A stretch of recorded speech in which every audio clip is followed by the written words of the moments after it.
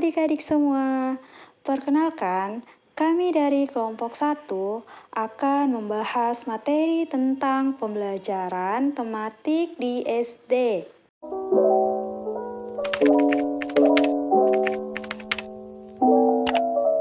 Nah, apakah ada dari adik-adik semua yang tahu apa sih itu pembelajaran tematik? Pembelajaran tematik itu merupakan pembelajaran yang dirancang berdasarkan tema-tema tertentu. Dalam pembahasannya, tema itu ditinjau dari berbagai mata pelajaran. Sebagai contoh, tema air dapat ditinjau dari mata pelajaran IPA dan matematika. Lebih luas lagi, tema itu dapat ditinjau dari bidang studi lain seperti PS, Bahasa Indonesia, Penjas Orkes, dan SBK.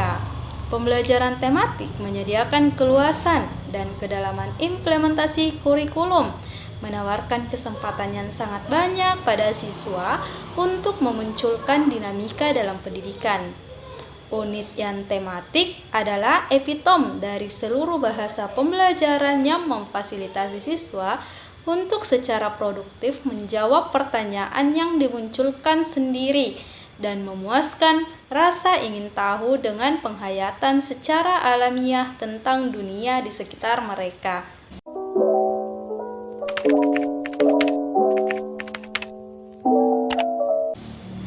Karakteristik pembelajaran tematik di SD. Nah, yang pertama, berpusat pada siswa, yang mana proses pembelajaran yang dilakukan harus menempatkan siswa sebagai pusat aktivitas dan harus memperkaya pengalaman belajar. Pengalaman belajar tersebut dituangkan dalam kegiatan belajar yang menggali dan mengembangkan fenomena alam di sekitar siswa. Yang kedua, memberikan pengalaman langsung kepada siswa. Agar pembelajaran lebih bermakna, maka siswa perlu belajar secara langsung dan mengalami sendiri. Atas dasar ini, maka guru perlu menciptakan kondisi yang kondusif dan memfasilitasi tumbuhnya pengalaman yang bermakna.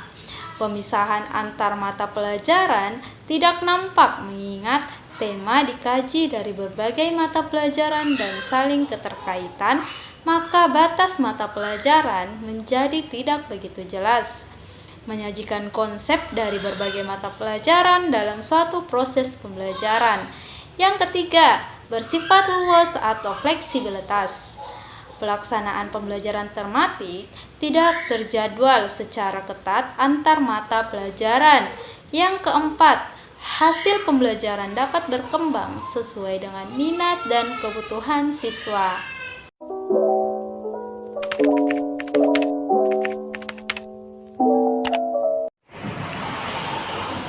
Adapun prinsip-prinsip pembelajaran tematik dalam menerapkan dan melaksanakan pembelajaran tematik.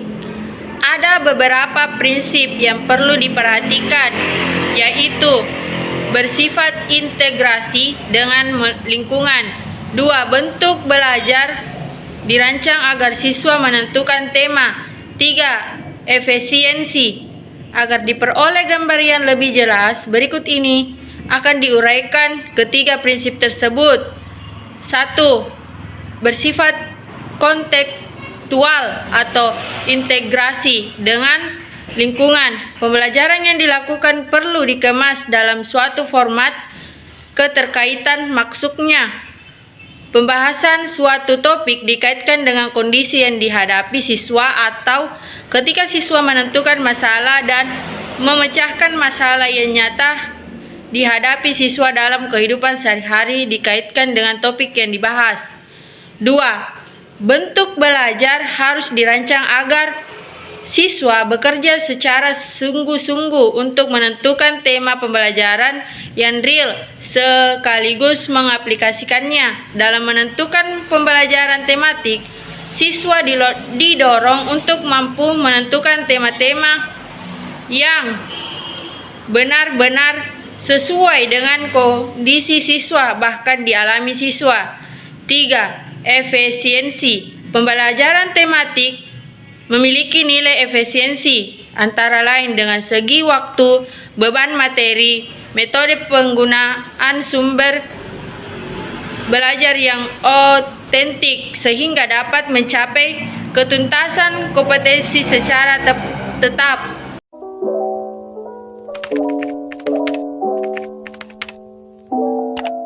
Landasan pembelajaran tematik yang dijadikan landasan dalam pembelajaran tematik di sekolah dasar adalah yang pertama, landasan filosofis. Dalam pembelajaran tematik sangat dipengaruhi oleh 3 aliran filsafat, yaitu progresivisme, B. konstruktivisme, dan C. humanisme. Nah, aliran progresivisme itu yang memandang proses pembelajaran perlu ditekankan pada pembentukan kreativitas, pemberian sejumlah kegiatan atau suasana yang alamiah atau yang biasa disebut natural, dan memperhatikan pengalaman siswa. Nah, yang B itu aliran konstruktivisme yang melihat pengalaman langsung siswa sebagai kunci dalam pembelajaran. Menurut aliran ini, pengetahuan adalah hasil konstruksi atau bentukan manusia. Manusia mengonstruksi pengetahuannya melalui interaksi dengan objek atau fenomena, pengalaman, dan lingkungannya. Pengetahuan tidak dapat ditransfer begitu saja dari seorang guru kepada anak, tetapi harus diinterpretasikan sendiri oleh masing-masing siswa. Pengetahuan bukan sesuatu yang sudah jadi, melainkan suatu proses yang berkembang secara terus-menerus. Keaktifan siswa yang diwujudkan oleh rasa ingin tahunya sangat berperan dalam perkembangan pengetahuannya. Nah, bagian C itu aliran humanisme yang melihat siswa dari segi keunikan atau potensinya dan motivasi yang dimilikinya. Nah, yang kedua itu landasan psikologisnya. Dalam pembelajaran tematik terutama berkaitan dengan psikologi perkembangan peserta didik dan psikologi belajar. Nah, psikologi perkembangan sangat diperlukan terutama dalam menentukan isi atau materi pembelajaran tematik yang diberikan kepada siswa agar tingkat keluasan dan kedalamannya sesuai dengan tahap perkembangan peserta didik. Psikologi belajar memberikan kontribusi dalam hal bagaimana isi atau pembelajaran tematik tersebut disampaikan kepada siswa dan bagaimana pula siswa dapat mempelajarinya. Nah, yang ketiga itu landasan yuridis. Dalam pembelajaran tematik berkaitan dengan berbagai kebijakan atau peraturan yang mendukung pelaksanaan pembelajaran tematik di sekolah dasar. Nah, landasan yuridis tersebut adalah yang pertama itu menurut Undang-Undang Nomor 23 Tahun 2002 tentang Perlindungan Anak yang menyatakan bahwa setiap anak berhak memperoleh pendidikan dan pengajaran dalam rangka pengembangan pribadinya dan tingkat kecerdasannya sesuai dengan minat dan bakatnya. Ini menurut pasal 9. Nah, yang kedua itu menurut Undang-Undang Nomor 20 Tahun 2003 tentang Sistem Pendidikan Nasional, menyatakan bahwa setiap peserta didik pada setiap satuan pendidikan berhak mendapatkan pelayanan pendidikan sesuai dengan bakat, minat, dan kemampuannya. Nah, itulah dia tentang materi landasan.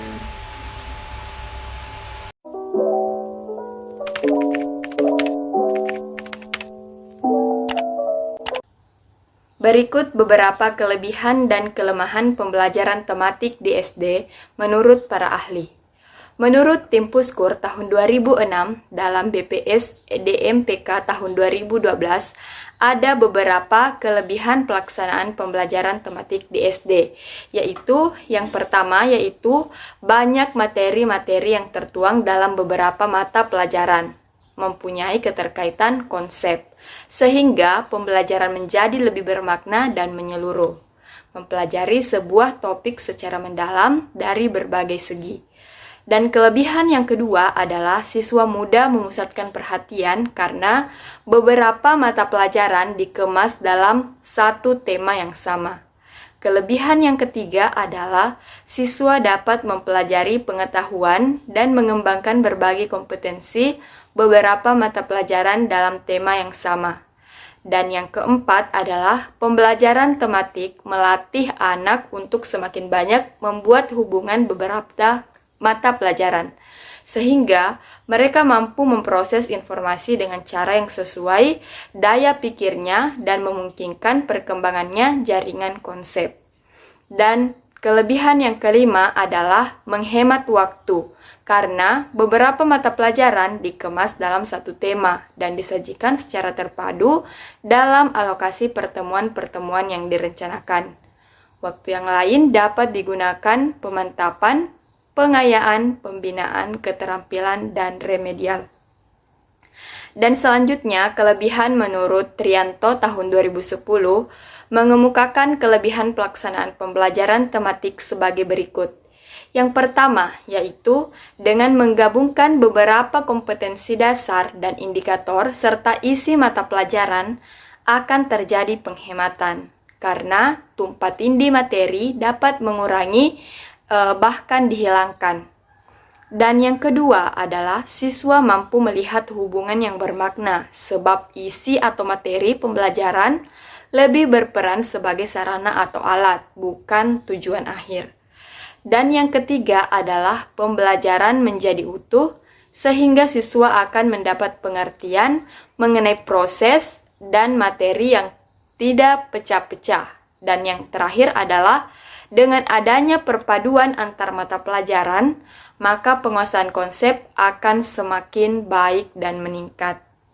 Dan selanjutnya adalah kesimpulan dari pendapat ahli tersebut. Kelebihan pendekatan pembelajaran tematik dibandingkan dengan pembelajaran terpisah adalah terletak pada kegiatan yang berlangsung selama proses pembelajaran, yaitu memberikan kesempatan kepada guru untuk mengembangkan kegiatan pembelajaran yang bermakna dengan menciptakan suasana pembelajaran yang menarik dan menyenangkan, menumbuhkan keterampilan berpikir dan sosial dalam diri siswa, menyenangkan, menyajikan konsep pembelajaran yang nyata dan dekat dengan kehidupan siswa. Selain itu juga dapat membangun kerjasama baik antar guru, siswa dalam merumuskan kegiatan pembelajaran, sehingga akan lebih bermakna dan meninggalkan kesan yang lebih mendalam dalam diri siswa. Nah, selanjutnya adalah kelemahan pembelajaran tematik di SD. Hal ini menurut tim Puskur dalam Rusman tahun 2019. Yang pertama adalah aspek guru. Guru harus berwawasan luas, memiliki integritas tinggi, keterampilan metodologis yang handal, rasa percaya diri yang tinggi, dan berani mengemas dan mengembangkan materi. Kelemahan yang kedua adalah aspek peserta didik. Pembelajaran tematik menuntut kemampuan belajar peserta didik yang relatif baik dalam kemampuan akademik maupun kreativitasnya. Karena model pembelajaran tematik menekankan pada kemampuan analitis, kemampuan asosiatif, kemampuan eksplorasi, dan elaboratif. Dan yang ketiga adalah aspek sarana dan sumber pembelajaran. Pembelajaran tematik memerlukan bahan bacaan dan sumber informasi yang cukup banyak dan bervariasi, mungkin juga fasilitas internet. Dan kelemahan yang keempat yaitu aspek kurikulumnya. Kurikulumnya harus luwes, berorientasi pada pencapaian ketuntasan pemahaman peserta didik, bukan pada pencapaian target penyampaian materi. Dan kelemahan yang terakhir atau yang kelima adalah aspek penilaiannya. Pembelajaran tematik membutuhkan cara penilaian yang menyeluruh.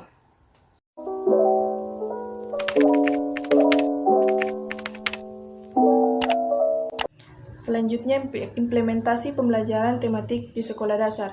Pembelajaran tematik di sekolah dasar merupakan suatu hal yang dapat dianggap relatif baru dan pemahamannya oleh guru belum mendalam, sehingga dalam implementasinya belum sesuai dengan yang diharapkan. Masih banyak guru yang merasa sulit dalam melaksanakan pembelajaran tematik. Hal ini terjadi antara lain karena guru belum mendapat pelatihan secara insentif tentang pembelajaran tematik. Di samping itu juga guru masih sulit meninggalkan kebiasaan kegiatan pembelajaran yang penyajiannya berdasarkan mata pelajaran atau bidang studi. Pelaksanaan pembelajaran tematik di sekolah dasar pada saat ini difokuskan pada kelas awal, yaitu kelas 1, 2, dan 3, atau kelas yang anak-anaknya tergolong masih anak usia dini. Walaupun sebenarnya pendekatan pembelajaran tematik ini bisa dilakukan semua kelas. Pembelajaran tematik dilakukan dengan beberapa tahapan-tahapan, antara lain sebagai berikut. Pertama, perencanaan pembelajaran tematik. Perencanaan sangat menentukan keberhasilan suatu pembelajaran tematik. Maka perencanaan yang dibuat dalam langkah pelaksanaan pembelajaran tematik harus sebaik mungkin. Kedua, penerapan pembelajaran tematik. Pembelajaran tematik akan dapat diterapkan dan dilaksanakan dengan baik apabila didukung dengan berbagai sumber belajar yang dibutuhkan bagi pembelajaran, sehingga guru ketika menyelenggarakan pembelajaran tematik akan dengan mudah memanfaatkan sumber belajar yang ada tersebut, baik dengan cara membawa sumber belajar ke dalam kelas maupun mengajak siswa ke lingkungan sekitar yang terpisah dari ruang lingkungan kelasnya. Ketiga, evaluasi pembelajaran tematik. Evaluasi pembelajaran tematik difokuskan pada evaluasi proses dan hasil. Evaluasi proses diarahkan pada tingkat keterlibatan, minat, dan semangat siswa dalam proses pembelajaran, sedangkan evaluasi hasil lebih diarahkan pada tingkat pemahaman dan penyikapan siswa terhadap substansi materi dan manfaatnya bagi kehidupan siswa sehari-hari. Dalam tahap perencanaan pembelajaran tematik, langkah-langkah yang harus dilakukan ialah: pertama, pemanfaatan kompetensi dasar, 2, penentuan tema, 3, identifikasi dan analisis standar kompetensi dan standar dasar, kompetensi dasar dan indikator, 4, penetapan jaringan tema, 5, penyusunan silabus, 6, penyusunan rencana pelaksanaan pembelajaran. Dalam implementasi pembelajaran tematik di sekolah dasar mempunyai implikasi yang mencakup. Pertama, implikasi bagi guru. Pembelajaran tematik memerlukan guru yang kreatif, baik dalam menyiapkan pengalaman belajar bagi anak, juga dalam menilai kompetensi dari berbagai mata pelajaran dan mengaturnya agar pembelajaran menjadi lebih bermakna, menarik, menyenangkan, dan utuh. Kedua, implikasi bagi siswa. Siswa harus siap mengikuti kegiatan pembelajaran yang dalam pelaksanaannya dimungkinkan untuk melakukan kegiatan, baik secara individual, pasangan, kelompok kecil, maupun klasikal. Siswa harus siap mengikuti kegiatan pembelajaran yang bervariasi dan aktif. 3.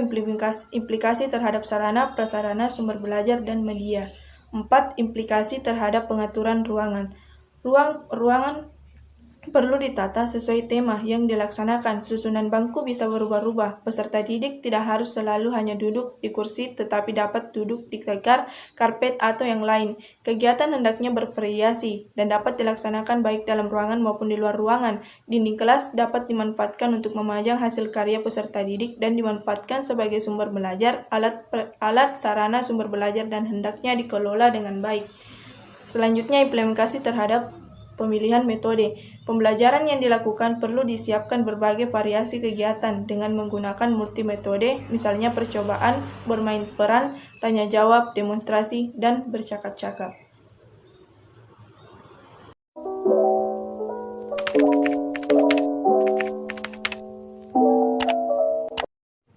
Selanjutnya, pada sistem penilaian dalam pembelajaran tematik di SD. Penilaian dalam pembelajaran tematik adalah suatu usaha untuk mendapatkan berbagai informasi secara berkala dan secara menyeluruh tentang proses dan hasil belajar dari pertumbuhan dan perkembangan yang telah dicapai siswa melalui program kegiatan belajar. Tujuan dalam pembelajaran tematik adalah Yang pertama, mengembangkan sarana yang telah ditetapkan. Yang kedua, memperoleh umpan balik bagi guru untuk mengetahui hambatan atau kendala yang terjadi dalam pembelajaran maupun efektivitas pembelajaran. Yang ketiga, memperoleh gambaran yang jelas tentang perkembangan pengetahuan, keterampilan, dan sikap siswa. Yang keempat, sebagai keputusan dalam menentukan rencana tindak lanjut. Dalam hal ini, remedial, pengayaan, dan pemantapan. Prinsip dalam penilaian tematik di SD adalah yang pertama, mengikuti mata pelajaran dan tidak menekankan pada penilaian yang tertulis. Yang kedua, kemampuan yang harus dikuasai siswa yaitu membaca, menulis, dan berhitung. Dan ketiga kemampuan tersebut merupakan prasyarat untuk meningkatkan kelas. Yang ketiga, penilaian mengacu pada indikator dari masing-masing mata pelajaran. Yang keempat, penilaian dilakukan secara terus-menerus selama proses pembelajaran. Yang kelima, hasil karya siswa dapat digunakan sebagai bahan masukan guru dalam mengambil keputusan. Alat penilaian yang digunakan dapat berupa tes dan non-tes yang meliputi yang pertama, tes tertulis, tes lisan, tes perbuatan, dan catatan perkembangan siswa dan portofolio. Pada pembelajaran tematik, penilaian dilakukan untuk mengkaji ketercapaian kompetensi dasar dan indikator pada setiap mata pelajaran yang terdapat pada tema tersebut. Dengan demikian, ini tidak lagi terpadu melalui tema, tetapi terpisah sesuai kompetensi dasar, hasil belajar, dan mata pelajaran, sehingga nilai akhir pada laporan hasil belajar atau rapor dikembangkan pada kompetensi inti mata pelajaran di kelas 1, 2, ataupun 3.